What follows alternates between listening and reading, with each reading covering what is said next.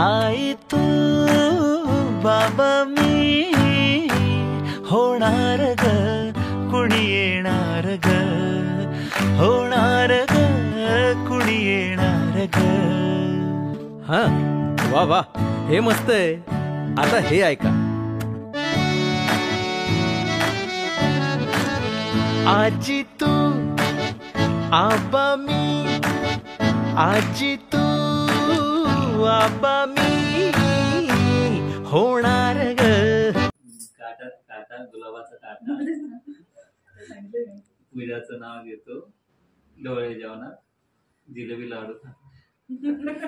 मावळता सूर्य उगवला शशी अक्षरावांचे नाव घेते डोळे जेवणाच्या दिवशी.